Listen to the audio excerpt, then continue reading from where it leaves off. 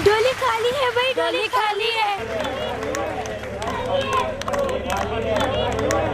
मैंने कहा नवाब साहब, डोली तो सादा खेड़ा ले गया, अब आप यहाँ बैठना पसंद करेंगे या रांझे की तरह पीछे जाना चूना लगा के?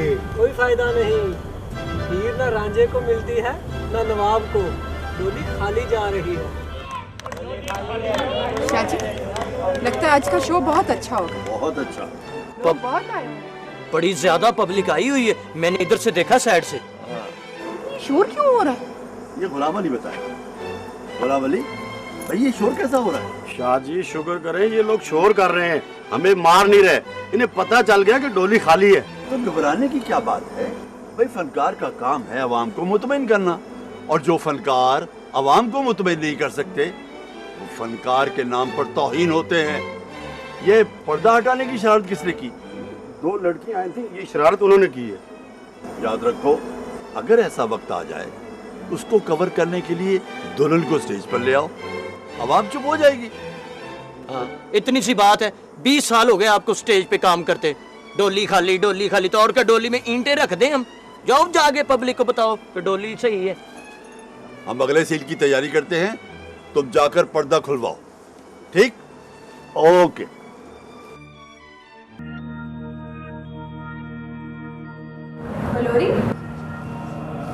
बलोरी, तुमने अपनी बहन लैला को आखिरी बार कब देखा था? सच बताऊं, मुझे तो अब उसकी शक्ल भी याद नहीं है। तो तुम नौटंकी जाके उसे कैसे पहचानोगे? ये फैसला नौटंकी जाने के बाद होगा कि मैं उसे कैसे पहचानूंगा। वैसे बलोरी, तुम्हें खुशी नहीं है कि तुम्हारी बहन इतनी बड़ी आर्टिस्ट है? इसमें खुशी की क्या बात है? खुशी तो तब होगी कि जब वो यहाँ आएगी और बाजार में अपना मुकाम बनाएगी। उसका मुकाम और एक बहुत अच्छा नाम तो पहले भी है, मशहूर तो वो है, तुम्हें तो फख्र होना चाहिए। ये तुम क्या बातें लेके बैठ गई? आज अगर अकेले हो ही गए तो कोई प्यार मोहब्बत की बातें करना। प्यार मोहब्बत? देख बलोरी, मैं तुम्हें पहले भी बता चुकी हुई हूँ कि मेरे दिल में तुम्हारे लिए ऐसा कोई जज्बा नहीं है। तुम इस सिलसिले में ना ही बात करो तो अच्छा है। तुम अपनी तरफ से जो मर्जी समझो, मैं इस सिलसिले में तुमसे कोई बात नहीं करना चाहती। बात तो तुझे करनी पड़ेगी। मैं तुझे एक ना एक दिन ये बात करके मजबूर कर दूंगा सुंदरी। आखिर मेरा नाम भी बलोरी है, बलोरी। रुके क्यों ना, हमारे नवाब साहब तो चांद का टुकड़ा है ना, चांद में भी दाग होता है। नवाब साहब, ये आपकी तारीफ नहीं कर रहे बल्कि तौहीन कर रहे हैं। यानी आप चांद और दाग कटारी। आपने फिर बात उल्टी कर दी, गोया हम सीधी किए देते हैं। नवाब साहब चांद और दाग मुंशी साहब। शायर भैया, मैं तुम्हारी शायरी निकाल दूंगा चूना लगा के। नवाब साहब आप लगे रहें, हमने भी वो तूफान कटारी की आंखों में देखा है जो आपकी सांसों में मचलता रहता है। शायर मियाँ जी, आपके काफिए को हम पूरा किए देते। जी इरशाद। आज कटारी की आंखों में हमने वो तूफान देखा है जो मेरी सांसों में मचलता रहता है। इसीलिए तो ये परवाना रोज इस महफिल में चलता रहता है। वाह, खूब फरमाया आपने।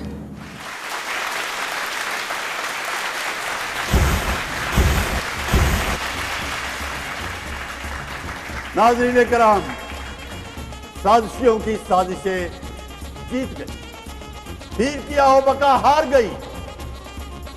सैदा खेड़ा हीर को ब्याह कर घर तो ले आया मगर उसे अपना न बना सका। सैदे खेड़े ने अपने दिल में पता नहीं क्या क्या अरमान सजा रखे थे, मगर वो नहीं जानता था कि जिस बुत को वो डोली में बिठाकर लाया है उसकी रूह किसी और के पास है।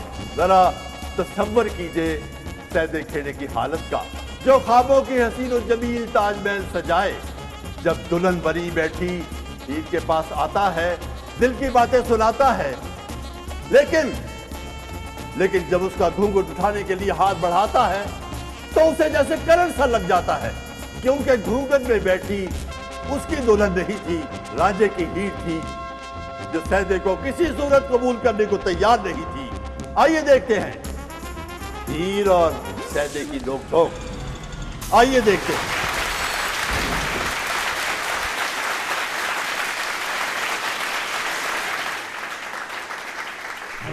बात अपनी है, बात अपनी है, हीर से हो गई मुलाकात अपनी है। मैंने कहा हीर जी, हीरे, हीर जी।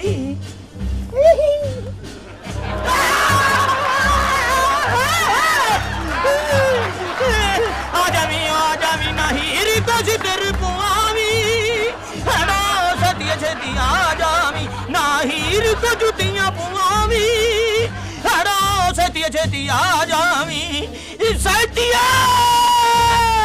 हाय मेरा भाई, आई भाई आई आई। सैदा मेरा भाई, शेर बन शेर। मैं तो शेर हूँ मगर ये दलेर कौन है? ये सियालों की बेटी हीर है जिसे बांधी तेरी तकदीर है। सियालों की बेटी यानी कि सर्दियों की बेटी? नहीं, सियालों की बेटी हीर है, लेकिन मैं तुझे समझा रहा हूँ, तू तो मेरी हमशीर है, इसकी टांग बड़ी बेपीर है। ये हीर है, हीर है, हीर है, जिसकी तू रात दिन गुन गाता था। शादी करूंगा तो सिर्फ हीर से करूंगा। अब आ गई है तो इसको पल्लू से बांध ले, और अगर आगे से बोले ना तू एक चमाट भी दे मार। अरे बहुत अच्छे सैती है, तू तो मेरे जान के पीछे पड़ी है, वो पहले सबर नहीं कर रही, ऊपर से तू और मशवरे देकर मुझे और गुमराह कर रही है। बस सैती तुम पीछे हो जाओ, अब देखना खेड़े खानदान का लहू कैसे जोश मारता है। चलो खेड़े पहलवान बन। सैती तुम जाना नहीं, तू इधर खड़ी होकर मेरी दरबान बन। मुझे तो शर्म आती है कि तू मेरा भाई है, तेरे सामने बैठी तेरी लगाई है, अब मार इसको या मार खा, ये तेरी मर्जी है। हमने तो तेरी शादी बहुत मुश्किल से कर दी है। बात बिल्कुल तेरी ठीक है, लेकिन सहती है तुम यहाँ से मत जाना, मेरे साथ मिलकर इस हीर का घूंघट उठाना। अब घूंघट तो तूने खुद उठाना है और मर्द बन के दिखाना है, समझा तू? और मैंने तो बाहर जाके बहुत सारे मेहमानों को निपटाना है, कर तू अपना काम खुद। ये रोग पुराना है, कहाँ मेरा तकिया और कहाँ सराहना है। मैंने आना है और मैंने जाना है। हीर जी आदाब। है? नहीं आया जवाब। मैंने कहा हीरे, मैं घूंघट उठाऊं या खुद उठाती हो? अपना चांद जैसा मुखड़ा दिखाती हो। खबरदार जो मुझे छुआ, जल जाओगे, अपने आप में गल जाओगे। कमाल है हीरे, हमने तुम्हें 100 तोले सोना डाल दिया, तुमने आते ही मुझे वक्त डाल दिया। तुम किसके सर पे अकड़ती हो, इतनी बड़ी बड़ी बातें करती हो? मैं किसी और की अमानत हूँ, प्यार जिसे करती हूँ वो सांझा है, मेरे दिल का रांझा है। हीरे, अगर तुम रांझे की हो गई तो मैं फिर इस तख्त पोश पे बर्फ लगा लेता हूँ।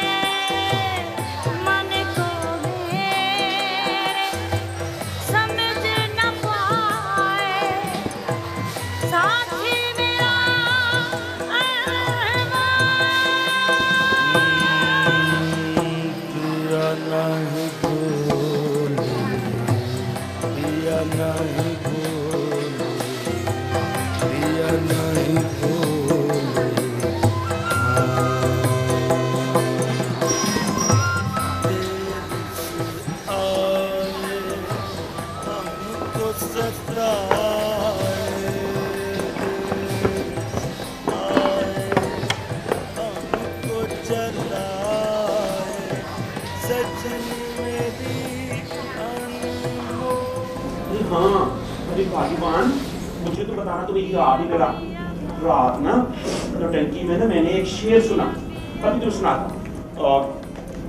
सुनाता हूँ ना, वो असल में पंजाबी में है ना, वो क्या है अपना, कहता है कि जो कम सवरने होन बारिश खेत उग पैंदे कुछ दानिया में। अब मैंने तो नहीं लिखा ना, वारिस शाह जी ने लिखा है ना, मैंने तो वही सुना दिया जो मैंने सुना है। तुम्हें दानों की समझ नहीं आई होगी ना, वो दाने होते हैं जो घर में नहीं पता ऐसे बना लेता, वो बनेगा। अच्छा मेरे पास में अरे हाँ, रात को कभी हमने कितने फूल तोड़े थे ना, वो सारे बिक गए। हाँ, और आज उतने ही और उगाए हैं वहाँ पे। सरदार, दरअसल ना लालच भी गया हो कि अब कल जब मैं पास फूल तोड़ने गई थी ना, मैं सारे नहीं तोड़ कर आई थी, आधे तोड़ कर आई थी। मैंने ना पहली बार आपको इतनी नाफरमानी की है। तो कल तुम सारे फूल तोड़ के नहीं लाई थी वहाँ से? नहीं, अगर ऐसा करते तो आज कहाँ भेजते? वो जो हमारे रोज के ग्राहक है उन्हें हम क्या जवाब देते? ये सब मैंने आपके ग्राहक के लिए तो किया है। अच्छा ठीक है, मुझे भी बस ऐसे गुस्सा आ जाता है, दिमाग खराब हो जाता है मेरा। बस हाँ, मैं अच्छा तुम छोड़ी बात, जल्दी करो ना, ये हार्बर बनाने छोड़ो आप, चले। फिर वो नौटंकी में रिहर्सल शुरू हो गई ना तो फिर हमें बाहर ही खड़ा होना पड़ेगा। ये बताओ, जो सामने पान वाली दुकान की कितना खुला हुआ है, ये कौन है? हाँ साहब, वो जो वीर खुशरू है ना, उनके लिए तबला वाला, वो तबला बस हाँ। बेटी। अच्छा, हाँ। तभी मैं सोचूं कि इनके खाने पीने का मतलब चांदी का क्यों हो रहा है? खाना चांदी के बर्तन में आता है। पर ये रोज यहाँ क्यों आते हैं? ये जो हमारे भाई साहब ना पान वाले, और वो मुजस्समा सा जो हर टुक लगे रहते हैं, मुजस्समे बनाते रहते हैं। ये बड़ी लालची। इनको ना किसी बात में चक्कर भी है, आप उसको पकड़ने की तैयारी है। चलो छोड़ो, हमें क्या, चलो हम चलते हैं। नौटंकी ना वहाँ पे चल के ना मैं तुम्हें दिखाता हूँ कितना मजा आता है। अच्छा वहाँ पे ना प्रोग्राम हो रहा है, अच्छी डांस भी हो, चलते हैं नौटंकी पे चलते हैं। उस तरह छोड़ दो, बस हर काम ही करती रहती हो, मैंने इतना काम मुझे पसंद है।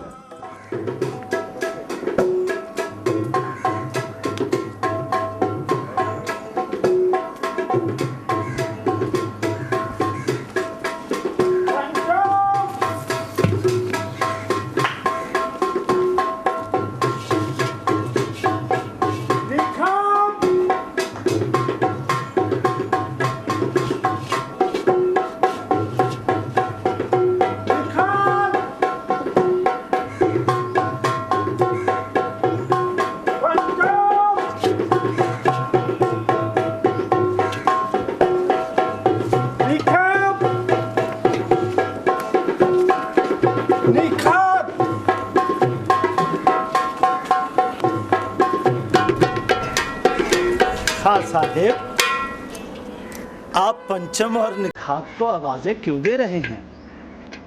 बेटे मैंने पान मंगवाने थे बाजार से, लेकिन वो मुझे को नजर ही नहीं आया, पता नहीं कहाँ चले गए सारे के सारे। हाँ साहेब, आपके पान मैं ले आता हूँ। आप जाएंगे?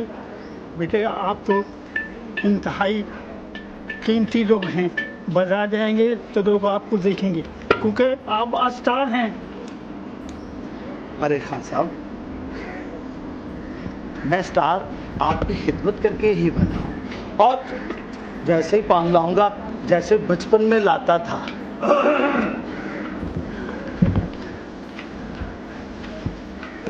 संग मैं भी जाऊंगा। खैर, बहुत देर हो गई दिल्ली की सड़कों पर पैदल चले। अच्छी बात है, आपको जाना चाहिए एक साथ। चलें शाह जी, चल बाजार में भी जाएंगे और हजरत अमीर खुसरो के मज़ार पर सलाम। हाँ इंशाल्लाह, चल। तो वो आपने ठेका क्यों बंद कर दिया? ठेका तो लगाएं। आइए।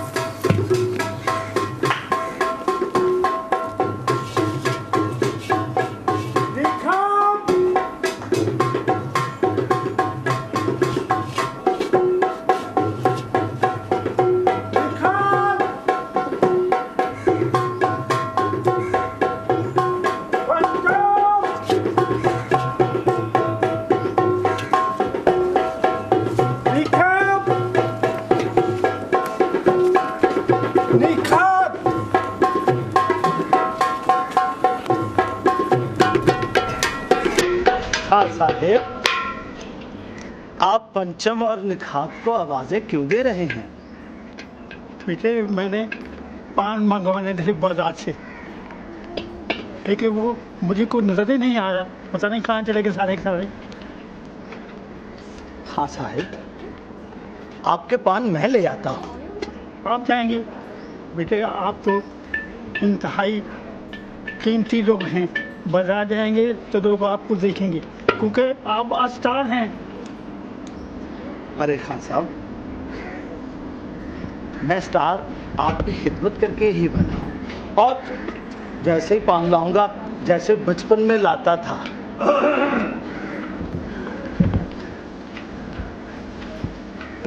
संग मैं भी जाऊंगा। बहुत देर हो गई दिल्ली की सड़कों पर पैदल चले। अच्छी बात है, आपको जाना चाहिए इंसान। चलें शाह जी, चल बाजार में भी जाएंगे और हजरत अमीर खुसरो के मज़ार पर सलाम। हाँ इंशाल्लाह। चल। तो आपने ठेका क्यों बंद कर दिया? ठेका तो लगाएं। आइए।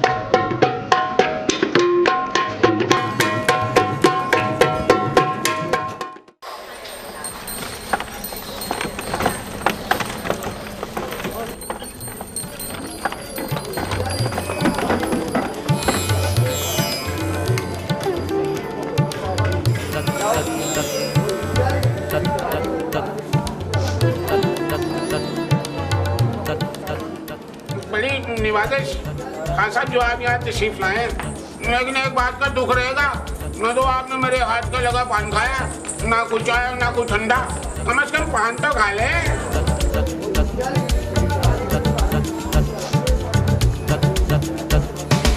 अरे बेटा, मीर आदम की पहचान मुस्तकिल मिजाजी है।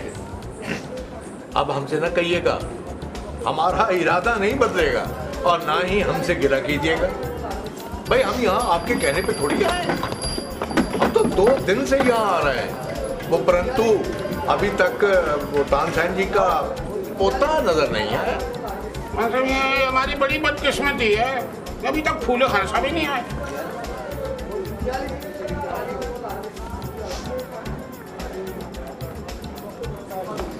भाई पान वाले 5 पान लगा दे। 5 पान तू खाएगा? अच्छा हाँ, मुझे पता है किसके लिए लेके जाता। लगाता हूँ, पहले खान साहब से बात तो कर लूँ। जी खान साहब, क्या इरशाद फरमा रहे थे आप? देखो बेटा, अब जो हम कहने जा रहे हैं ना, उसे जरा गौर से सुनो। इंसान जब पैदा होता है ना, तो उसके साथ ही उसकी फितरती हरकत भी जन्म लेती है।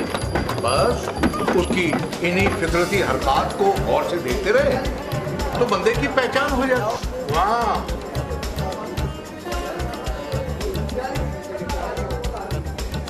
ये जो आपके पास तानसेन जी का पोता आता है ना, बिल्कुल झूठ है।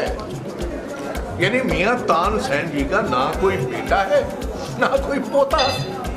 अरे वाह खान साहब, आपकी बातों से तो इंसान बहुत कुछ सीखता है।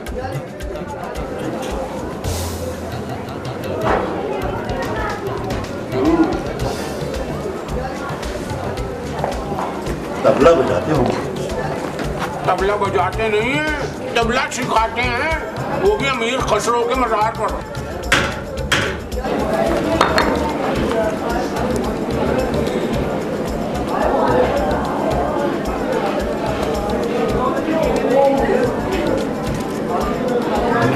सरकार,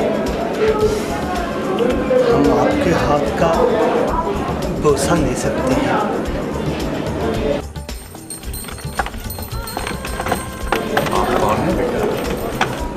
और इतनी बारीक बात कैसे कर रहे हैं? ये फजल शाह की नौटंकी का हीरो है, दिलदार।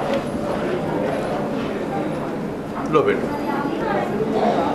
ये अदब वालों को मिलता है जिनका नाम आर्टिस्ट है। हम तो आपके लिए हमेशा दुआगो रहते हैं कि खुदा आपको सदा सलामत रखे। हाँ साहब, अभी आप जो बात कर रहे थे उसको पूरी करिए। हाँ बेटा, आप भी इसको याद कर लें। जब से अंग्रेज आया है, उसने काले को लाल और लाल को नीला कर दिया है। किसी रंग का पता ही नहीं चलता। कोई तानसेन का बेटा है तो कोई बेजू बावरा का। पता नहीं आने वाले सालों में क्या होगा। लेकिन इंसान की फितरत वो आईना है जिसमें हर इंसान को तोला जाता है। वाह वाह खान साहब, क्या अच्छी बात की, माशाल्लाह। मैं आप लोगों को हिंदुस्तान के तमाम गाने बजाने वालों की फितरत बता रहा हूं। इसे याद कर लें। हिंदुस्तान में सबसे मोतबर घराना जो है, जो खान साहब कहलाते हैं, उनको मीर आलम कहते हैं। वाह वाह। ये वो लोग हैं जो राग रागनियां और इल्म मौसीकी से बखूबी वाकिफ हैं और इसको इबादत समझ कर करते हैं। लेकिन यहाँ हिंदुस्तान में कुछ ऐसे लोग भी हैं जो मौसीकी बेचकर अपना पेट भरते हैं।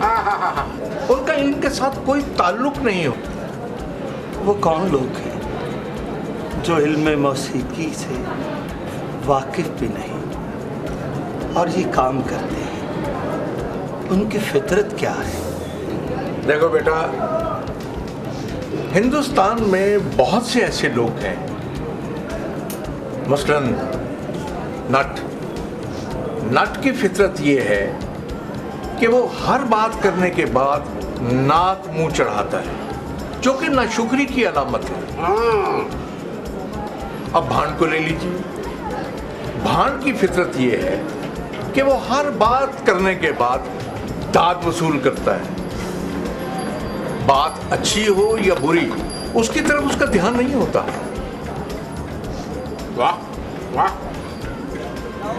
बस वो हर बात को हंसी मजाक में उड़ा देता है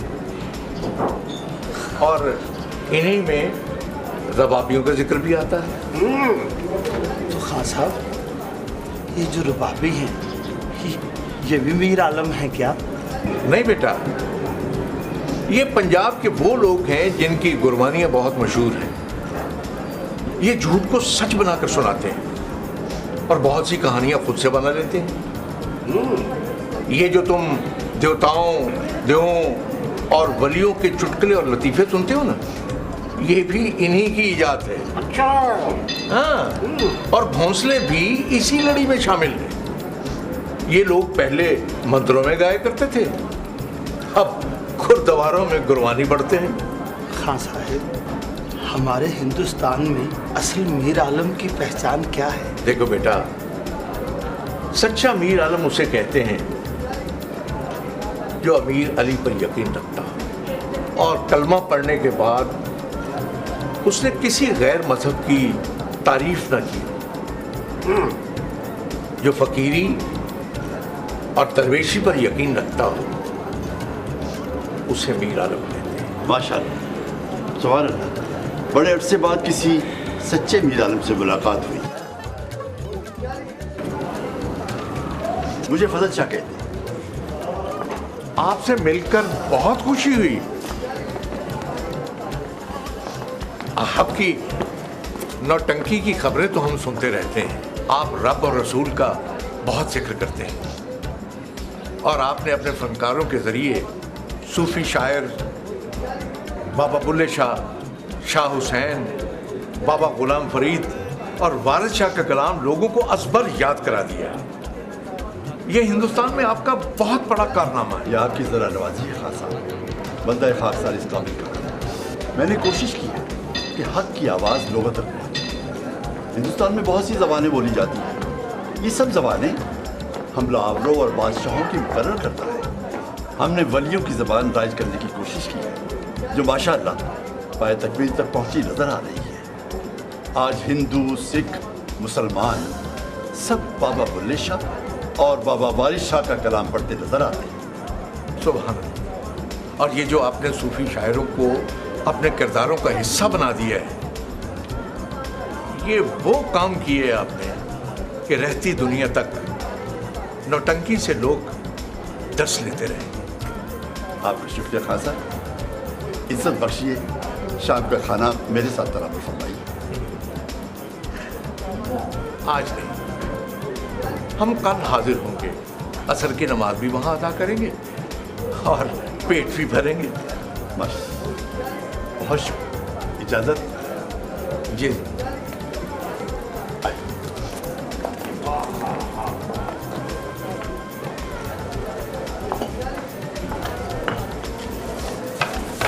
साहब, आपकी बातें बड़ी अच्छी होती हैं। कहते क्या हैं आप?